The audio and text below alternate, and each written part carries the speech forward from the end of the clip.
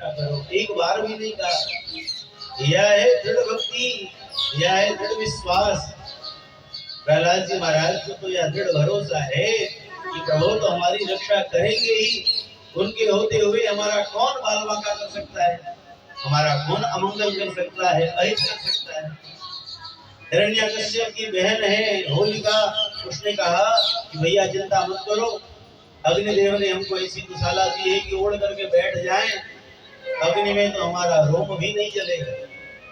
विशाल काष्ठ का ढेर लगाया गया, उस काष्ठ के ढेर के ऊपर होलिका जो है वह दुशाला ओढ़ करके बैठ गई। गोद में श्री प्रहलाद जी महाराज को बिठा लिया और प्रहलाद जी महाराज नेत्र बंद करके भगवान का ध्यान करके हरिशरणम हरिशरणम हरिशरणम मंत्र जपने लगे। काष्ठ की ढेर में जैसे आग लगाया गया तो बड़ी अद्भुत घटना हुई। होलिका को आग ने पहले बिठाया गोद में, होलिका ने हरि के प्यारे को बिठाया गोद में, भक्त ने भी इस कदर आसन जमाया गोद में, दौड़ कर वैकुंठ से भगवान आया गोद में।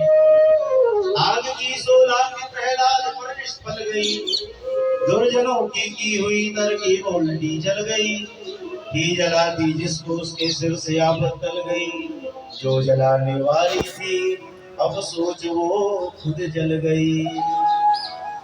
जो होलिका प्रहलाद जी महाराज को जलाने के लिए आई थी वह स्वयं भगवान की क्रोधाग्नि में जल करके भस्मीभूत हो गई। जो अपराध भगत कर करई, राम रोष पावक सो जले। भगवान जो है वह अपने अपराधी को एक बार क्षमा कर सकते हैं, लेकिन अपने भक्त के अपराधी को भगवान क्षमा नहीं करते।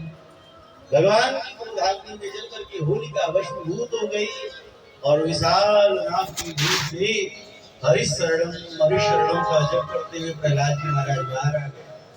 लेकिन प्रहलाद जी महाराज ऐसे भक्त हैं जिनको इतनी यातना मिली, इतना कष्ट मिला, लेकिन प्रहलाद जी महाराज ने एक बार भी भगवान को नहीं पुकारा, हे प्रभु हमारी रक्षा करो, एक बार भी नहीं कहा। यह है दृढ़ भक्ति, यह है दृढ़ विश्वास।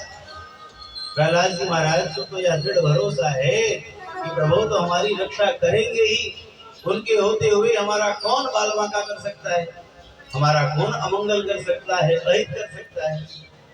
हिरण्यकश्यप की बहन है होलिका, उसने कहा लेकिन